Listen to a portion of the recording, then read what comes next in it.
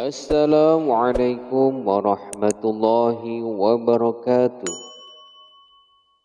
Dikisahkan pada suatu hari, Baginda Raja sedang merenungkan sesuatu. Tiba-tiba ia teringat akan kisah Nabi Sulaiman alaihi salam yang mampu memerintahkan banyak makhluk menjadi bawahannya. Baginda Raja sangat tertarik ketika Nabi Sulaiman memerintahkan bangsa jin untuk memindahkan singgasana Ratu Balqis ke istananya. Baginda Raja kemudian mendadak ingin istananya berpindah ke atas gunung agar ia dapat melihat seluruh wilayah negerinya. Baginda merasa pekerjaan tersebut bukanlah sesuatu yang mustahil jika ia dikerjakan oleh Abu Nawas. Abu Nawas pun dipanggil menghadap ke istana untuk sebuah pekerjaan yang besar. Ketika sampai di hadapan Baginda Raja, berkata kepada Abu Nawas, "Wahai Abu Nawas, aku punya sebuah pekerjaan untukmu. Dan aku rasa pekerjaan itu tidak akan mustahil bagi dirimu yang memiliki banyak akal dalam setiap permasalahannya. Apa kiranya pekerjaan itu, ya Baginda Raja?" "Aku ingin engkau memindahkan istanaku ke atas gunung supaya aku dapat melihat seluruh isi negeri ini. Sanggupkah engkau melakukannya, wahai Abu Nawas?" Dalam sejenak Abu Nawas terdiam, tidak bisa berkata apa-apa. "Mungkinkah aku dapat melakukannya?" pikir Abu Nawas. Namun ia tidak pernah mengecewakan Baginda Raja dengan menolak permintaannya. Abu Nawas pun kemudian menyanggupi permintaan Baginda Raja meskipun itu adalah mustahil. Kemudian Baginda Raja memberikan waktu tempo 1 bulan kepada Abu Nawas untuk menyelesaikan pekerjaan tersebut. Abu Nawas meninggalkan istana dengan hati yang gundah gulana. Ia kembali ke rumahnya untuk mencari sebuah inspirasi yang akan meloloskannya dari permasalahannya itu. Akan tetapi sudah berhari-hari ia juga belum menemukan akal untuk memindahkan istana Baginda Raja ke atas gunung. Kabar tentang mega proyek Abu Nawas mulai tersebar di tengah-tengah masyarakat di negeri Baghdad. Sebagian mereka meyakini kesanggupan Abu Nawas, akan tetapi tidak sedikit yang meragukannya. Semua harap-harap cemas, tidak sabar menunggu hari penentuan tiba untuk melihat keajaiban yang dibuat Abu Nawas. Sepertinya pekerjaan itu memang mustahil dilakukan oleh seorang manusia biasa.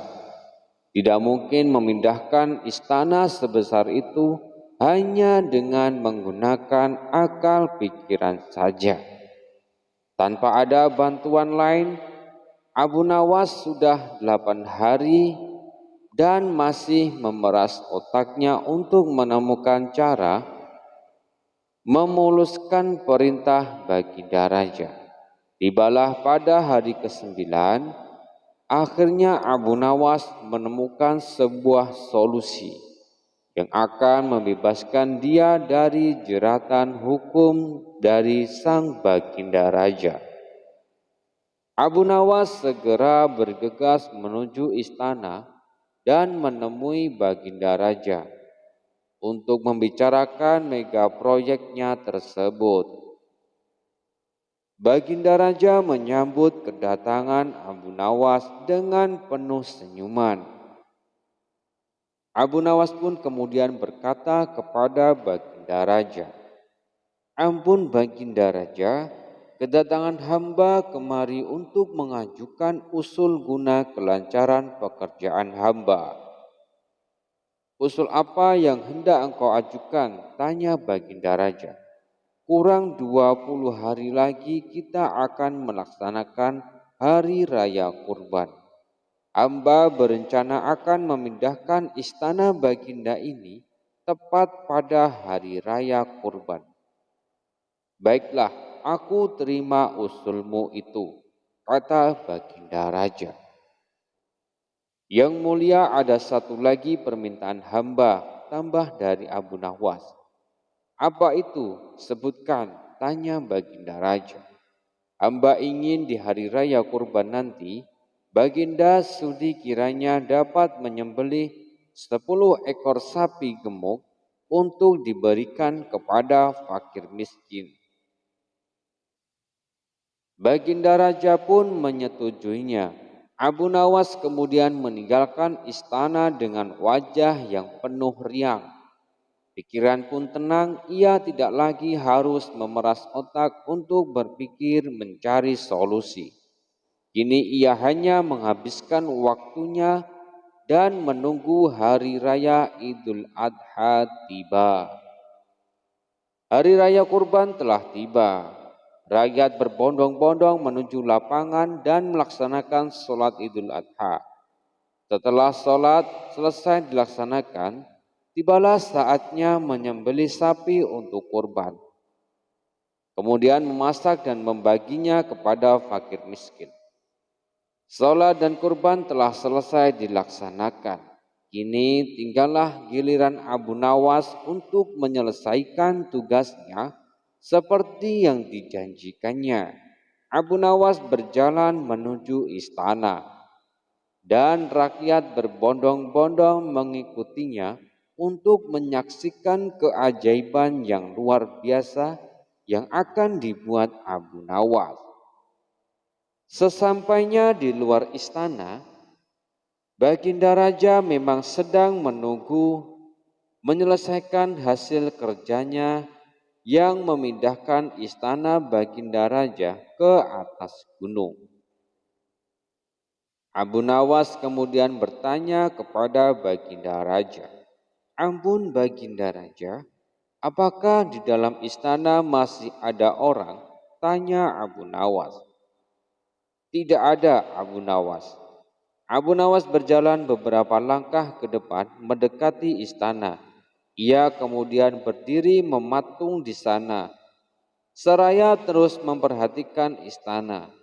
Baginda Raja yang sudah tidak sabar dan merasa heran kemudian bertanya, "Apa yang engkau tunggu wahai Abu Nawas? Kapan engkau akan mengangkat istanaku ini?" tanya Baginda Raja.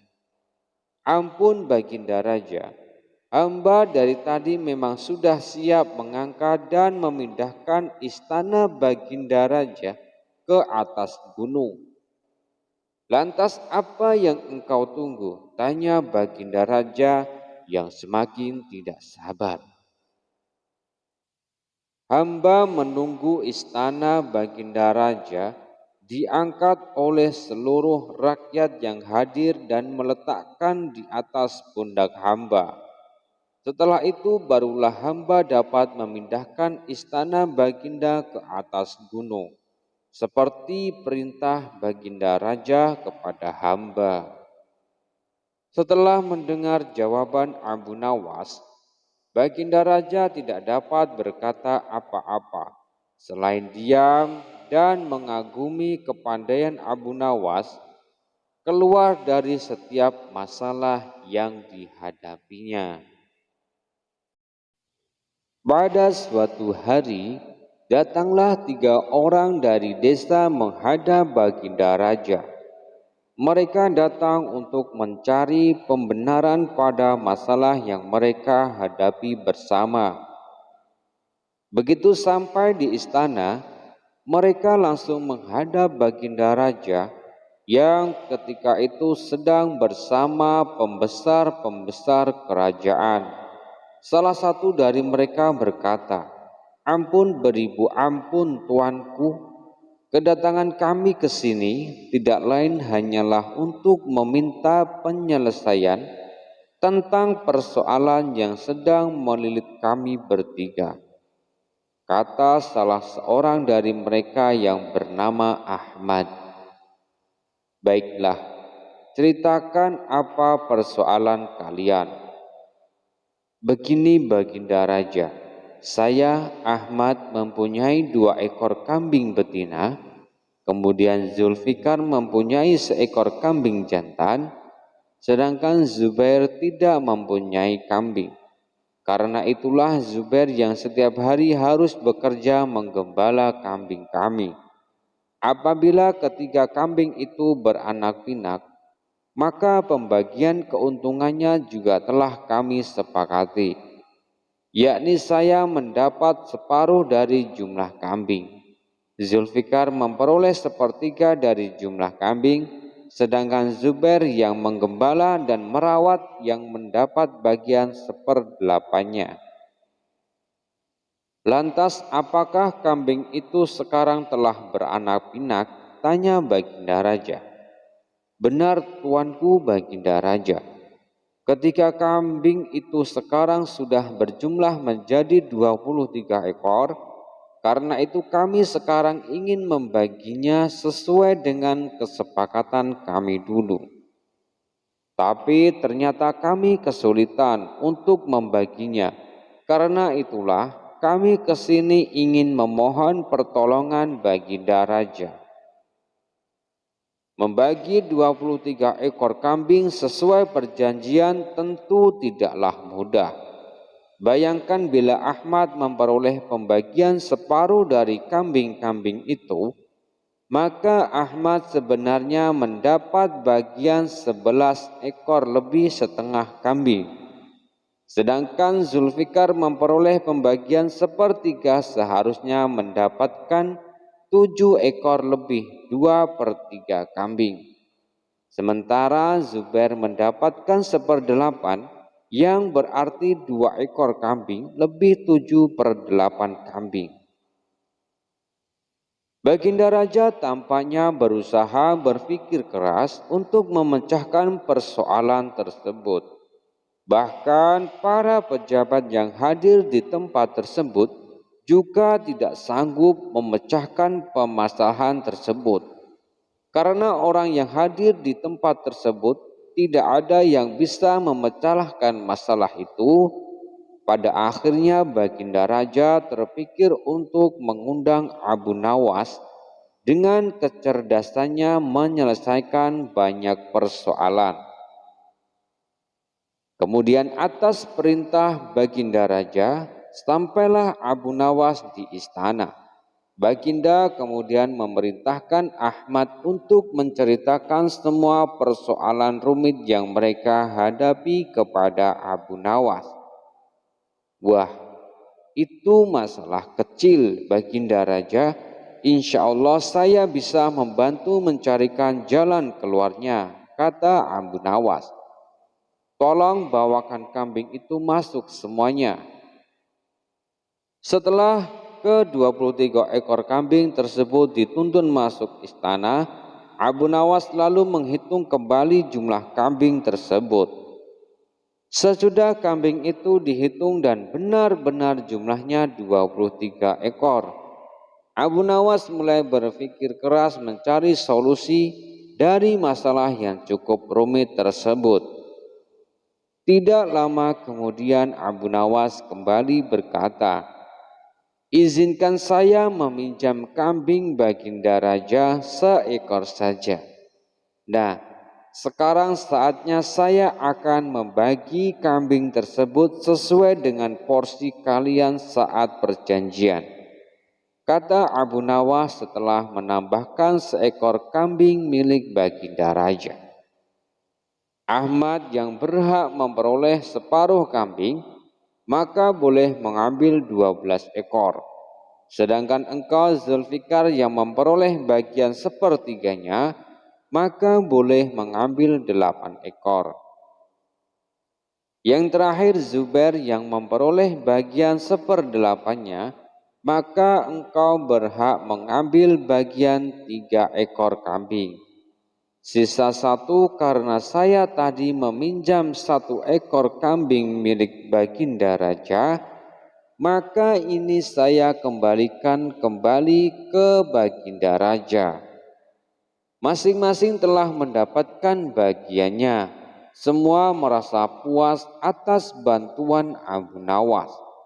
Mereka pun berterima kasih dan kembali ke rumah masing-masing. Tidak lupa Baginda Raja pun turut berterima kasih kepada Abu Nawas atas bantuannya Abu Nawas dalam menyelesaikan persoalan rakyatnya. Pada suatu hari, kerajaan Baginda Raja mengalami krisis ekonomi yang sangat buruk. Salah satu andalan pemasukan kerajaan yang berasal dari pajak tidak mampu mencapai target yang telah ditetapkan oleh kerajaan. Akibatnya banyak fasilitas umum dan bangunan-bangunan di kerajaan rusak karena tidak ada biaya untuk memperbaikinya. Baginda Raja pun menjadi geram dengan kondisi kerajaan saat itu. Padahal kerajaan telah beberapa kali memperluas wilayahnya karena hasil memenangkan perang. Bagaimana tidak, kerajaan telah beberapa kali memenangkan peperangan dan memiliki wilayah makin luas, akan tetapi krisis malah muncul dari pajak. Karena kondisi ekonomi kerajaan yang sudah semakin krisis, Baginda Raja pun mengadakan pertemuan besar dengan seluruh menteri dan pembantu-pembantu kerajaan. Dari pembantu kerajaan tersebut, Abu Nawas termasuk salah satunya. Ia baru 2 bulan ditunjuk menjadi petugas pajak untuk membantu petugas yang lainnya. Seluruh menteri dan para pembantu kerajaan sudah hadir dan berkumpul di pendopo istana dengan membawa berbagai kertas laporan yang disesuaikan dengan bidangnya masing-masing. Kertas-kertas laporan tersebut sangatlah banyak, sehingga ada yang berserak-serakan di lantai. Baginda Raja memasuki ruangan dan mulai berkata, "Bagaimana mungkin banyak infrastruktur di kerajaanku ini rusak tanpa perawatan? Kenapa hasil pertanian bisa sangat menurun, padahal tanah di kerajaan ini cukup subur untuk bercocok tanam? Apa yang kalian lakukan selama ini untuk membantu kerajaan?" Semua yang hadir hanya bisa terdiam, tidak bisa menjawab apa-apa selain menyerahkan tumpukan-tumpukan kertas hasil laporan pekerjaan mereka masing-masing. Baginda yang sedang naik pitam akhirnya merobek-robek dan melempar kertas-kertas laporan tersebut. Bahkan beberapa dari pembantu kerajaan tersebut diseluruh memakan kertas laporannya. Abu Nawas yang juga merupakan salah satu pembantu kerajaan yang juga hadir di sana hanya bisa terdiam dan tidak bisa berbuat apa-apa karena Baginda Raja terus memarah-marahi. Dalam keadaan yang tertekan itu, Abu Nawas terus memikirkan cara bagaimana jika nantinya Baginda Raja bertanya tentang laporannya itu. Kini tibalah giliran Abu Nawas untuk mempertanggungjawabkan hasil pekerjaannya. Ia pun langsung berjalan menghadap Baginda Raja dengan sepotong roti. Semua yang hadir merasa heran dengan sikap Abu Nawas. Bagaimana bisa di saat kondisi sangat tertekan seperti sekarang, Abu Nawas malah membawa sepotong roti ke hadapan Baginda Raja. Baginda Raja pun berkata, "Wahai Abu Nawas, apakah dirimu akan menyuapku dengan roti itu?" "Bukan begitu Paduka Baginda yang mulia. Laporan pekerjaan hamba semuanya tercatat pada roti ini," jawab Abu Nawas dengan santai. "Apa maksudmu? Apa engkau mau mempermainkanku di saat seperti ini? Atau kau mencoba berpura-pura gila di hadapanku?" bentak Baginda Raja. "Paduka yang mulia, usiaku sudah cukup lanjut. Aku tidak akan kuat memakan kertas-kertas laporan yang nantinya Baginda sobek dan menyuruhku untuk memakannya.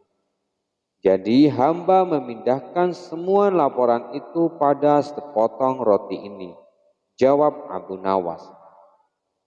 Pesan Abu Nawas tersebut sangatlah halus tetapi sangat menusuk.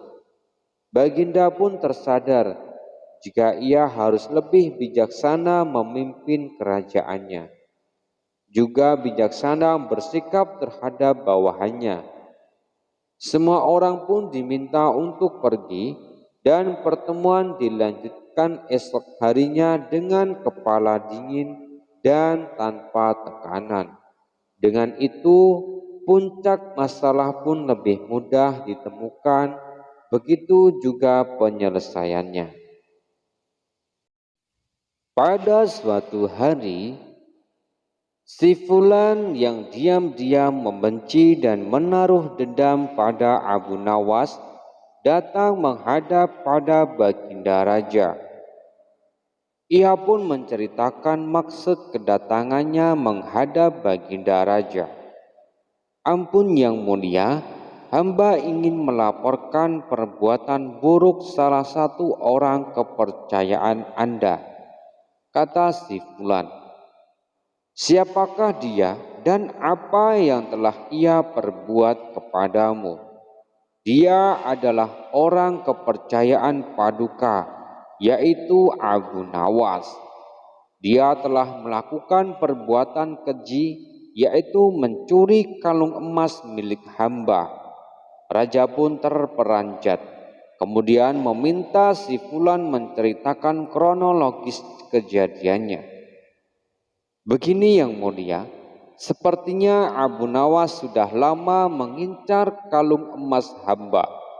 Awalnya ia ingin membeli kalung tersebut, namun hamba tidak ingin menjualnya. Sebagai seorang yang bijak, Baginda Raja pun memerintahkan beberapa prajurit untuk menghadirkan Abu Nawas ke istana untuk ditanyai kebenarannya. Karena sudah sangat terhasut oleh penjelasan si Fulan, pembelaan Abu Nawas pun tidak berguna sama sekali. Baginda akhirnya memerintahkan pengawal untuk menjebloskan Abu Nawas ke penjara. Meski sadar ia difitnah, Abu Nawas tidak berhenti melakukan pembelaannya. "Tidak Paduka, hamba sama sekali tidak mencuri. Untuk apa hamba mencuri kalungnya tersebut?" Baginda Raja kemudian menjawab, "Buktinya orang ini telah membawa selendang milikmu dan aku pernah melihatmu memakainya. Abu Nawas memang pemilik selendang tersebut. Namun sudah 2 hari lama selendang tersebut hilang dicuri oleh seorang." Dia terus berusaha menjelaskan, akan tetapi usahanya itu sia-sia saja. Karena pada akhirnya ia tetap dijebloskan ke penjara dan menunggu hukuman mati karena terlalu banyak hasutan yang disampaikan si Fulan kepada Baginda Raja. Tetapi Baginda Raja yakin pasti Abu Nawas memiliki cara untuk lolos dari hukuman tersebut. Pada hari selanjutnya, Abu Nawas ke sebuah lapangan untuk dihukum mati. Baginda menanyakan permintaan terakhir Abu Nawas sebelum Abu Nawas dihukum. Dengan tidak membuang-buang kesempatan, Abu Nawas langsung berkata, "Ampun Baginda Raja, hamba minta bila pilihan hamba benar, hamba bersedia dihukum pancung. Tapi jika pilihan hamba dianggap salah, maka hamba dihukum gantung saja," kata Abu Nawas. "Engkau ini memang orang yang aneh. Saat-saat genting pun masih saja sempat bersendau gurau. Akan tetapi apapun kelihayan kamu, yang engkau miliki tidak akan bisa menyelamatkan keadaanmu sekarang ini." "Hamba tidak bersenda gurau, Paduka." Sang Baginda Raja pun semakin terpingkal-pingkal dibuatnya. Namun belum selesai Raja tertawa, Abu Nawas berteriak dengan begitu sangat nyaring, "Hamba minta dihukum pancung. Hamba minta dihukum pancung," teriakan Abu Nawas. Semua orang yang hadir saat itu dibuat kaget. Mereka bertanya-tanya kenapa Abu Nawas membuat keputusan seperti itu. Sementara Baginda Raja mulai curiga. Ia pun mulai berpikir menelaah tentang maksud kalimat permintaan terakhir dari Abu Nawas tersebut. "Baginda Raja, hamba tadi mengatakan bahwa hamba akan dihukum pancung. Kalau pilihan hamba benar, maka hamba dihukum pancung. Tetapi di manakah letak kesalahan pilihan hamba hingga hamba harus dihukum gantung? Padahal hamba kan memiliki dihukum pancung," kata Abu Nawas. Tidak disangka kata-kata Abu Nawas membuat Raja tercengang. Baginda Raja pun mulai menyadari bahwa dalam hati Baginda Raja mengakui kehebatan Abu Nawas. Hukuman Abu Nawas pun ditangguhkan. Mulai saat itu sampai penyelidikan lebih lanjut. Setelah diusut beberapa hari kemudian, barulah diketahui jika Abu Nawas telah difitnah oleh si Fulan. Abu Nawas pun dilepaskan dari penjara, sedangkan si Fulan pun ditangkap dan dipenjara untuk waktu yang sangat lama. Cukup sampai di sini dulu perjumpaan kita kali ini, dan nantikan kisah-kisah terbaru selanjutnya. Wassalamualaikum warahmatullahi wabarakatuh.